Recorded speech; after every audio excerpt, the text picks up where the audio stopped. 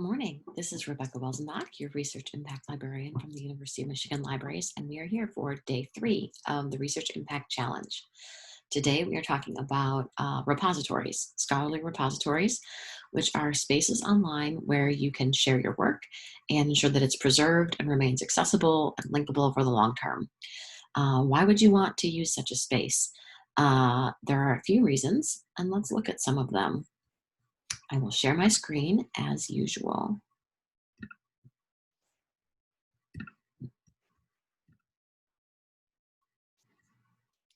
Okay, so a few things to bear in mind.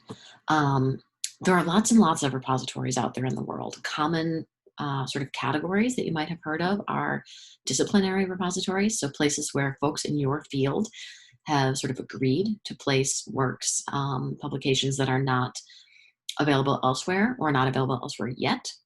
Preprint archives are a really common example of this, a way that sort of scholars in your area have agreed to share the work that they're doing while they wait for it to move through a more formal peer review and publication process. Another example is the institutional repository. You may have heard of this kind of thing. Your institution may have one. University of Michigan does. And I will show it to you in a minute. That's a way to store sort of a copy of any work that you have created in a space that the university can preserve and ensure that that remains a part of the scholarly record. And a third sort of way or place of keeping things in a repository online is in a more social platform. So a place where you're hoping someone will discover and find your work and perhaps share it. So we'll look at a couple examples of these. They're all a bit different. There are dozens of different kinds of online repositories for depositing your work. So why would you want to do this? What should you sort of know about them? You'll get a few benefits, immediate benefits from putting your work in any one of these. Usually you'll get some kind of a stable URL. It might be a DOI, like you would have for a journal article, a digital object identifier. It might be a different form of URL called a handle, or some other sort of short, stable link that the repository supports. But this is a great way to make sure that there's a stable and safe version of your work available on the web. If you imagine uploading a paper to like a department homepage or website and uploading your file of your paper and linking to it, if the website goes away or moves, that link breaks, the paper is gone, it's kind of a mess. By putting your paper in the repository, you can link to it from anywhere, as can others, and be confident that that link will always work and people will be able to download the paper. Another benefit is indexing by Google and Google Scholar. We talked before about Google Scholar and the way that it crawls the web looking for things that appear to be scholarly literature. The form of the stable URL that I mentioned, like the DOI or the handle, the PDF format, the fact that it's with lots of other comparable kinds of PDFs, all of these are good ways to help Google Scholar recognize that this file floating out there on the internet is a piece of scholarship and should be indexed. Moreover, many of these major repository platforms are already known to Google Scholar and are already indexed by it. So if you have a poster, a paper, a talk you've given, a preprint, by putting it in an institutional repository, you're sort of sending up a flag to Google Scholar saying, I have something here, please capture it. And it just takes care of that work for you. And finally, usually from a repository, you'll get some form of feedback about how the work has been used. You may be able to see how often it's been viewed or downloaded or shared. Again, this will differ from platform to platform, but it's a good way to get some sort of measurable feedback about the engagement that folks have had with your work. So what are the different repositories that are available? What do they look like? How do they work? Let's look at a couple of examples. A very well-known one is archive.org. This emerged out of the physics and mathematics community and has been around for quite a while, and now is really a widely acknowledged and well-respected place where researchers in those fields look for new research coming out. It looks like this. It's hosted by Cornell University.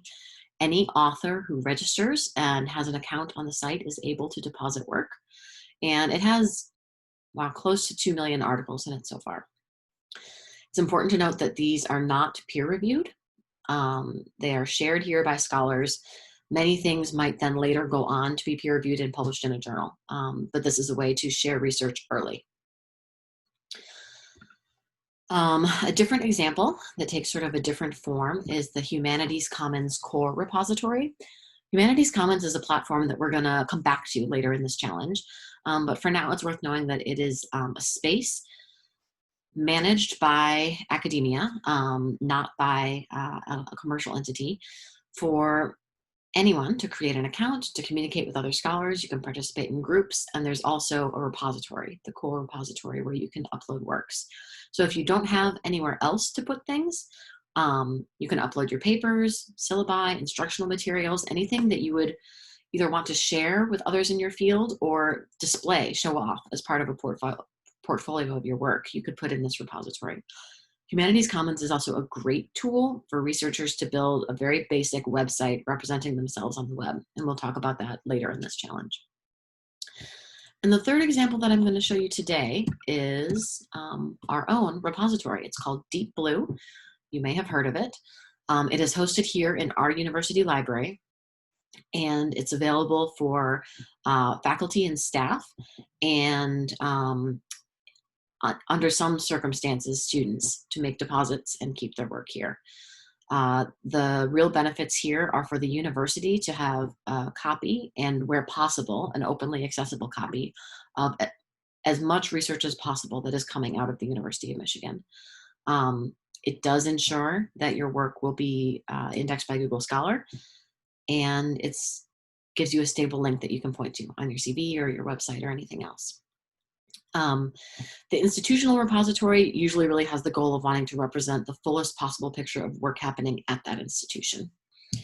Whereas the disciplinary one is really about a research topical sort of space. And Humanities Commons, it is focused on the humanities, but really the vision here, I think, is more a community of scholars underserved by these other tools and creating a neutral and reliable space for them to come together and access services. So Humanities Commons I think of as being very sort of researcher oriented. Something like Archive is very discipline oriented, and something like Deep Blue is institutionally oriented, but all offer mostly the same services. You would not necessarily need or want to put your same paper in all three of those places. The idea is that you would choose sort of the best fit. Where does it make sense for you to deposit your papers and preserve them, and then just do that continuously. Find out what works for your workflow and in your field, and go with that path. So our actual challenge today is for you to explore some more of these repositories. There's a whole list here. So we've looked at 3 briefly to give you a sense of some of the options, but maybe none of them really fit your needs or apply to you, in which case check out some of these other options. And then the bonus challenge would be for you to create an account and actually deposit a piece of your work in an appropriate repository. So consider taking that up. If you need some guidance or some help on using the Deep Blue repository, feel free to get in touch with me, and I'll connect you with my colleague, Martha Steit, who can smooth the path for you and make it work really well. It's important to know also about copyright issues as you think about these things. You need to know when you deposit a piece of work to a repository that you have the right to do so. And so there are some links here that will take you to information about basic copyright information, guidance about Creative Commons licenses, which are a way to preemptively grant permission for others to reuse your work, and some guidance about typical publisher permissions and restrictions and what they allow authors to do with their publications.